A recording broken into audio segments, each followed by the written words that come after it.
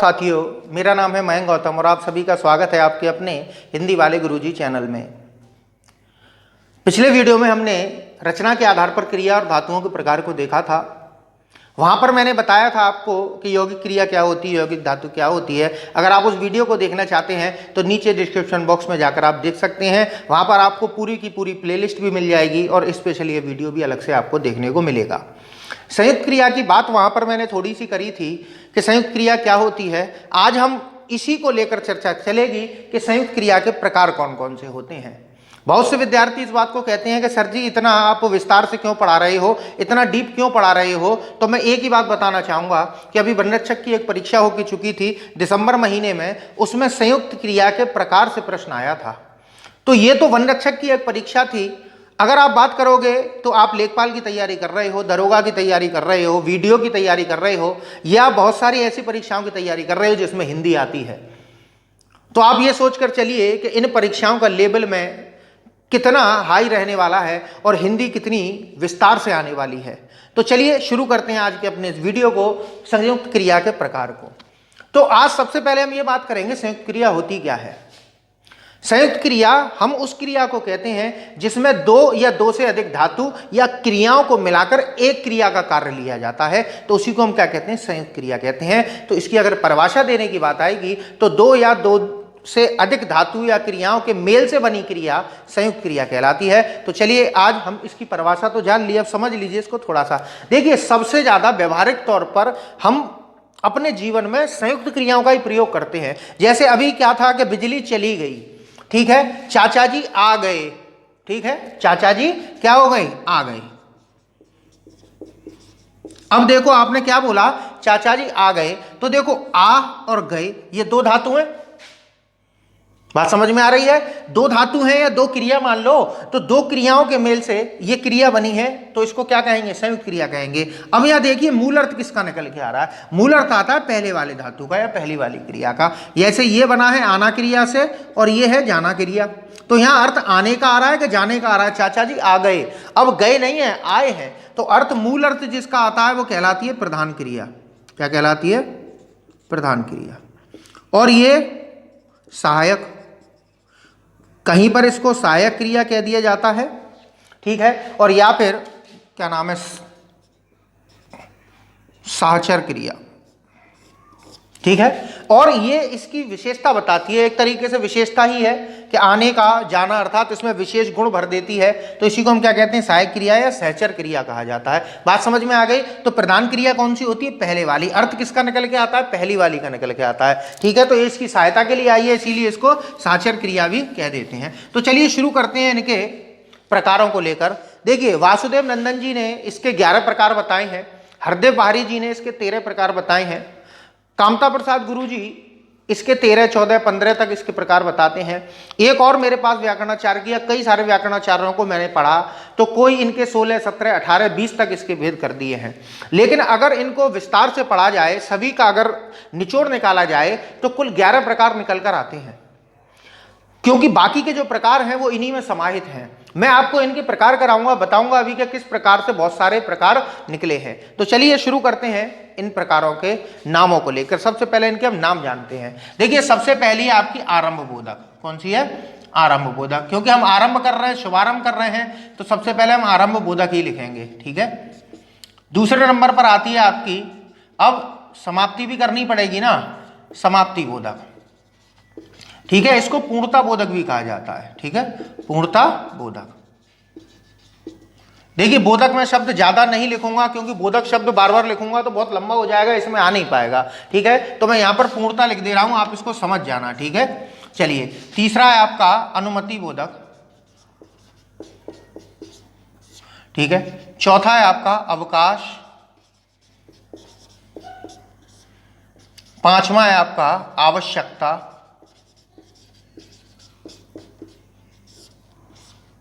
छठा है आपका अभ्यास, सातवां है आपका निरंतरता, ठीक है। इसको नित्यता भी कहते हैं, बहुत से लोग नित्यता, बहुत से लोग इसको नित्यता को अलग मानते हैं, कुछ लोग निरंतरता को अलग मानते हैं। चलिए, मानते होंगे, उनकी अपनी कहानी है। अगला है आपका इच्छा बोधक, नमा है आपका इच्छा, एक सेकंड देख लूं, अनुमति, आवश्यकता, अभ्यास, निरंतरता, इच्छा, इच्छा के बाद है आपका शक्ति बोधक। मेरा राइटिंग थोड़ा सा खराब है, ठीक है। 10वीं है आपकी अवधारणा, इसी को निश्चय भी कहते हैं और इसको आकस्मिक भी कहा जाता है। चलो इसी के नीचे लिख दे रहा हूं आकस्मिक, ठीक है। और 11वां है आपका पुनरुक्त, मेरे हिसाब से यहां तक आ रहा होगा आपका। यही 11 प्रकार मैंने छांट कर निकाले हैं, या कहा जाए थोड़ा सा इनको हमने इन सभी लोगों का निचोड़ निकालकर ये आपके सामने में प्रकार लेकर आया हूं, ठीक है। देखिए जो प्रश्न पूछा गया था वो निरंतरता बोधक से आया था, ठीक है। चलिए बात करते हैं आरंभ बोधक, अर्थात वह संयुक्त क्रिया जिससे क्रिया के आरंभ होने का बोध होता है, उसी को हम क्या कहते हैं, आरंभ बोधक कहते हैं। तो मैं आप इनको पहचानने का तरीका भी बता दूंगा कि आपको किस तरीके से पहचानना है। तो देखिए जिस संयुक्त क्रिया से क्या हो,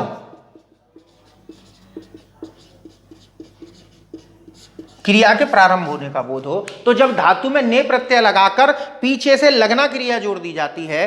अब लगना मैंने क्रिया का सामान्य रूप रखा है। अब जब इसका प्रयोग, मार्कर दूसरा ले लो, हाँ जी, जब इसका प्रयोग वाक्य में किया जाएगा तो इस लगना का आप अपने अनुसार, काल के अनुसार रूप बदल सकते हो। जैसे धातु में ने लगाकर हमने क्या लगाया, लगना, तो इसका एक उदाहरण दे देता हूं। जैसे वह पढ़, अब मैंने क्या लगाया, धातु है, धातु में हम क्या जोड़ेंगे, ने जोड़ेंगे, तो पढ़ने, और इसको तुरंत लगा दो लगा।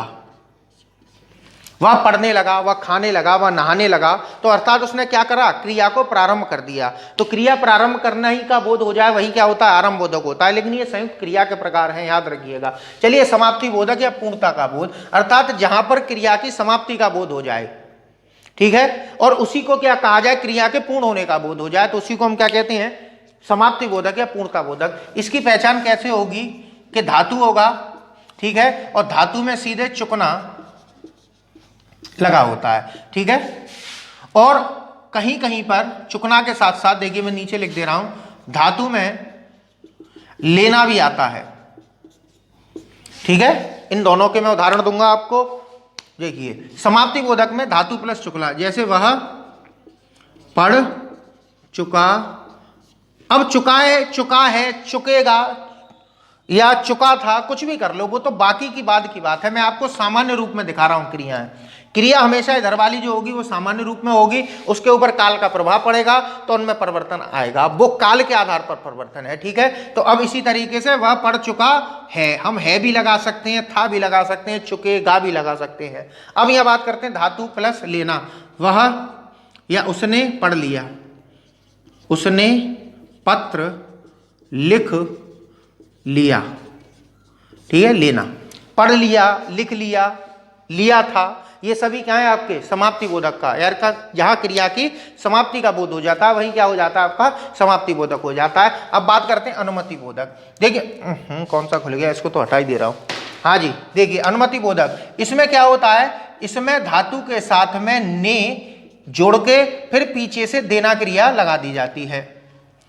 अरे मेरा थोड़ा, देखिए मुझे ये 2-3 रंगों से काम करना कम अच्छा लगता है, क्लास में मैं एक ही रंग से ही काम चलता रहता है। चलो मैं फिर लिख दे रहा हूं, धातु प्लस ने प्लस देना, ठीक है, ये है अनुमति की।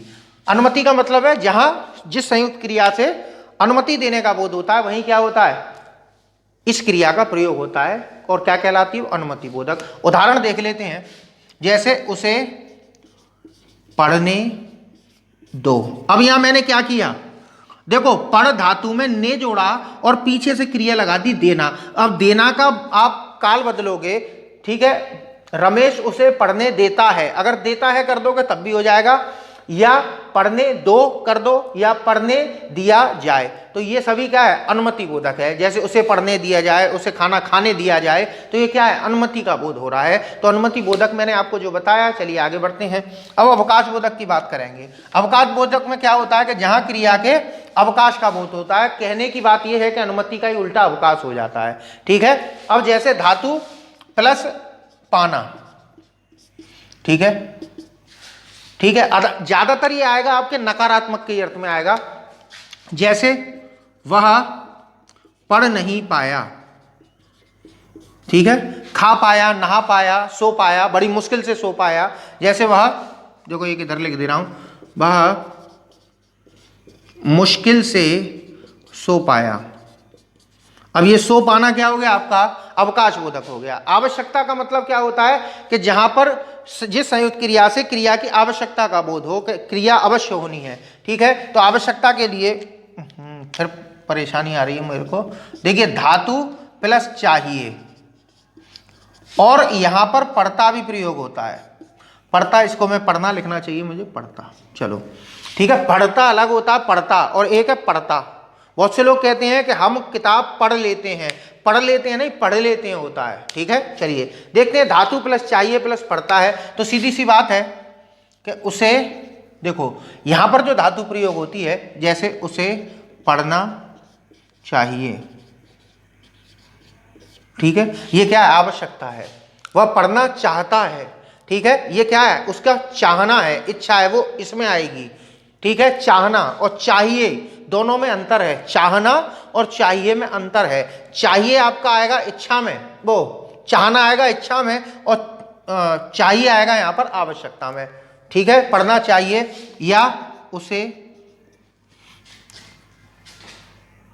पढ़ना पड़ता है, उसे पढ़ना पड़ता है। ठीक है। उसे पढ़ना पड़ा, उसे पढ़ना चाहिए, उसे खेलना चाहिए, उसे नहाना चाहिए। आवश्यकता क्या है कि उसे पढ़ना चाहिए, आवश्यकता ही तो है पढ़ना चाहिए। चलिए अभ्यास की बात करते हैं।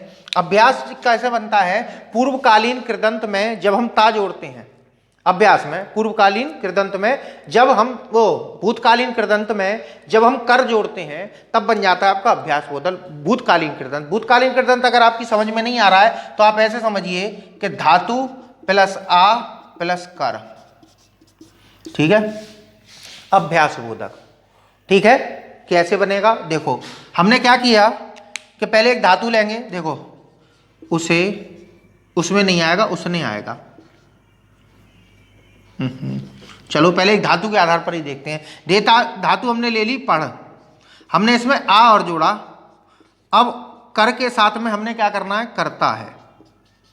ठीक है। अब यहां लिख दिया हमने वह पढ़ा करता है, वह खेला करता है, अभ्यास कर रहा है ना, पढ़ा करता है, खेला करता है, सोया करता है, पढ़ा करेगा, तो ये सभी क्या है आपके अभ्यास बोधक हैं। निरंतरता बोधक अर्थात जिस क्रिया के पूर्ण ना होने का बोध हो, या कहा जाए कि क्रिया के लगातार होते रहने का बोध हो, वहीं पर क्या होता है, नित्यता बोधक हो जाता है। तो नित्यता बोधक को देखिएगा, जब धातु में हम ता जोड़ते हैं और फिर पीछे से लगा देते हैं रहना, ठीक है, तब बन जाती है आपकी नित्यता या निरंतरता बोधक। देखिए सामने ही सामने लिखा हुआ है, वैसे कोई समस्या तो नहीं आनी चाहिए आपको। धातु प्लस ता यानी कि पूर्वकालीन या कहा जाए वर्तमानकालीन कृदंत के साथ में, वर्तमानकालीन कृदंत मतलब पढ़ता, खाता, सोता, नहाता, ये वर्तमानकालीन है। और भूतकालीन कृदंत क्या हो जाते हैं, पढ़ा, खाया, नहाया, सोया, ये भूतकालीन कृदंत हैं। तो देखिए धातु प्लस ता में जब रहना जोड़ते हैं, तो मैंने इसीलिए शॉर्ट में बहुत आसान तरीके से आपको समझा रहा हूं। तो हमने देखिए धातु क्या ली, जैसे पढ़ ले ली हमने, ठीक है। अब पढ़ धातु में क्या जोड़ना है आपको, ता, और फिर इसमें क्या जोड़ता है, रहा, ठीक है। अब जैसे हमने यहां लिख दिया कि रवि पढ़ता रहा, ठीक है, वह सोता रहा, सोया करता है, पढ़ा पढ़ता रहा, खाता रहा, नहाता रहा, पेड़ बढ़ता गया। देखो इसमें गया और आ जाता है, ठीक है, रहना के साथ साथ यहां गया भी आ जाता है, ठीक है। जैसे वाक्य लिख दे रहा हूं, पेड़ बढ़ता गया। वह खाता गया, वह पीता गया। अब खाता गया में देखो निरंतरता का बोध हो रहा है, पंखा चलता गया, पंखा चलता रहता है, वह सोता रहता है, तो ये क्या है आपका निरंतरता बोधक है। और इसमें आपका तात्कालिक वर्तमान काल के वाक्य भी आ जाते हैं, जैसे वह पढ़ रहा है, वो भी इसी के अंतर्गत आ जाते हैं, क्योंकि रहना भी क्या है एक आपका संयुक्त क्रिया के रूप में प्रयोग होता है। चलिए इच्छा बोधक, इच्छा में तो आप आसानी से लगा दोगे, ठीक है। इसमें हमें करते क्या है कि धातु में चाहना जोड़ देते हैं। देखिए धातु प्लस चाहना। अब देखिए इसमें और इसमें अंतर देखिएगा। इच्छा का मतलब कि वो स्वयं से, जब जिस संयुक्त क्रिया से इच्छा का बोध होता है तब वहां पर क्या होता है, इच्छा बोधक होता है। वाक्य दोनों समझिएगा, यहां हमें केवल धातु में चाहना जोड़ना है या धातु में पहले ना जोड़ना है फिर चाहिए जोड़ना है। कैसे, देखो जैसे रवि पढ़ना चाहता है, देखो दोनों में अंतर दिखाई दे रहा है। यहां रवि पढ़ना चाहता है और हम कह रहे हैं रवि को पढ़ना चाहिए, तो यहां आवश्यकता का बोध हो रहा है और यहां पर इच्छा का बोध हो रहा है। तो रवि को पढ़ना चाहता है, रवि सोना चाहता है, नहाना चाहता है, ठीक है। अब बात करते हैं किसका, शक्ति बोधक का। शक्ति बोधक अर्थात जिस संयुक्त क्रिया से शक्ति का बोध होता है, अर्थात क्रिया के करने में शक्ति का बोध हो। देखिए कैसे, इसका बनता है धातु प्लस सकना, ठीक है, धातु प्लस सकना। जैसे मैं दौड़ सकता हूं, खा सकता हूं, नहा सकता हूं, ठीक है। जैसे रवि पढ़ सकता है, खा सकता है, नहा सकता है, आ सकता है, जा सकता है, ये सभी क्या है, शक्ति बोधक है, ठीक है। चलिए अब आती है बात अवधारणा या निश्चय आकस्मिक की। मैंने बताया था ना कि बहुत सारे जो भेद किए हैं, इसके बहुत सारे जो भेद किए हैं 11, 12, 13, 14, 15, वो सभी समाहित हो जाते हैं किसमें, इस अवधारणा में। अवधारणा या कहा जाए निश्चय बोधक, जहां क्रिया के किए जाने की निश्चितता का बोध हो या जहां पर क्रिया के आकस्मिक हो जाने का बोध हो, वही क्या हो जाता है आपका अवधारणा हो जाता है। इसके बहुत सारे प्रकार हैं, बहुत सारे इसके प्रकार हैं, तो मैं उन सभी की ज्यादातर जो साचर्य क्रिया है वो संग में लिख देता हूं। तो इसकी देखिए पहचान आपको करनी कैसे है। देखो धातु लेना है, धातु में देखो बैठा, आ, जा, ले, ठीक, उठा, मारा आदि, बहुत सारे भी चल सकते हैं। देखिए कैसे, देखो वह उठ बैठा, वह चला आया, वह चला गया, वह कह उठा, उसने पत्र लिख मारा। एक एक वाक्य अगर आप लिखना चाहो तो आप लिख सकते हो। मैंने क्या बताया, धातु में बैठा, आ, जा, ले, उठ, मारा, इनमें से कोई भी चीज की क्रिया बनाकर आप लिख दोगे तो वो क्या हो जाएगा आपका अवधारणा या निश्चय या फिर आकस्मिक का हो जाएगा। आकस्मिक अर्थात एकदम से क्रिया हो गई, या कहा जाए निश्चित तौर पर जब क्रिया होने की बात होती है तो उसी को हम क्या कहते हैं, अवधारणा, निश्चय या आकस्मिक बोधक कहते हैं। जैसे धातु प्लस बैठा, ये सभी आप करके देख सकते हो सभी का। चलो एक मैं वाक्य लिख दे रहा हूं, जैसे उसने पत्र लिख मारा, ठीक है, उसने पत्र लिख लिया, ठीक है, लिख देखो डाला भी आ जाएगा, लिख डाला, ठीक है, लिख उठा या कह उठा, और देख लो ले, हाँ लिया, देखो ये आ गया, जा, आ जाना, ठीक है। इसी तरीके से बैठा, कह बैठा, वह उसे चोर कह बैठा, ठीक है, समझ बैठा, ठीक है। इसी तरीके से आ का भी प्रयोग होता है, जैसे चले आ, चले आओ, तुम यहां चले आओ, तुम वहां चले जाओ, ठीक है। चलिए पढ़ने दो। अब पुनरुक्ति की बात करते हैं। पुनरुक्ति संयुक्त क्रिया क्या होती है, जब एक समान ध्वनि वाली दो क्रियाएं या दो धातु एक साथ में प्रयुक्त होती हैं तब उसी को हम पुनरुक्त संयुक्त क्रिया कहते हैं। बहुत से लोग पढ़ाते समय, देखिए YouTube पर बहुत सारे हैं पढ़ाने वाले, तो बहुत से पढ़ाते समय इस पुनरुक्त संयुक्त क्रिया को मूल संयुक्त क्रिया पढ़ा देते हैं या इसको यौगिक क्रिया पढ़ा देते हैं। तो यौगिक क्रिया का एक प्रकार होता है संयुक्त क्रिया, ठीक है, और संयुक्त क्रिया का एक प्रकार होता है पुनरुक्त। पुनरुक्त का मतलब एक समान, जैसे खाते पीते रहो, क्या रहो, खाते पीते रहो। तो देखिए इसमें क्या होता है, पुनरुक्त अर्थात दो समान ध्वनि वाली क्रियाओं का एक साथ प्रयोग, ठीक है। इसका उदाहरण मैं नीचे यहां लिख देता हूं, जैसे खाते पीते रहो, खाते पीते रहो, ठीक है। आते जाते रहता है, वो क्या होता है, वह आते जाते रहता है। पढ़ते लिखते रहो, खाते पीते रहो, उठते बैठते रहो, ठीक है। बोलते सुनते रहो, सुनते बोलते रहो, ये सभी क्या है, पुनरुक्त हैं। तो मेरे हिसाब से आपको आज संयुक्त क्रिया के प्रकारों का ये वीडियो समझ में आया होगा। अगर आपको समझ में नहीं आया है तो आप कमेंट बॉक्स के माध्यम से मुझे बता सकते हो। वैसे तो मैंने पूरी कोशिश करी है आपको संयुक्त क्रिया के प्रकार को समझाने की। थोड़ी सी समस्या आ गई थी, अभी लाइट चली गई थी और एकदम से अंधेरा हो गया था, ठीक है। तो जल्दी ही मैं अपना यहाँ से जो मेरा जो सेटअप है इसको मैं अपने घर की तरफ ट्रांसफ़र करने वाला हूँ। अभी मैं घर से कुछ दूरी पर ये वीडियो बनाता हूँ अपने, और इस जगह पर थोड़ी सी समस्याएं हैं, जैसे सामने कुछ घर वाले लोग हैं वो आवाज़ करते रहते हैं, तो वो थोड़ा डिस्टरबेंस होता है, ठीक है। तो जल्दी ही मैं अपने घर पर ही सेटअप को लगाऊंगा और तब मैं प्रतिदिन आपके लिए एक वीडियो बनाने की कोशिश करूंगा। अभी तो एक दिन का गैप हो जाता है प्रत्येक वीडियो आने में, क्योंकि परीक्षा बहुत सौ की लगी हुई है जल्दी ही। तो मैं ये चाहता हूं कि अभी 2 महीने में आपका पूरा कोर्स करा दिया जाए। तो चलिए मिलते हैं आपसे वैसे जल्दी ही अगले वीडियो में, हो सकेगा तो मैं जल्दी आपके लिए अगला वीडियो बनाऊंगा। तब तक मैं आपसे इजाज़त चाहता हूं। नमस्कार।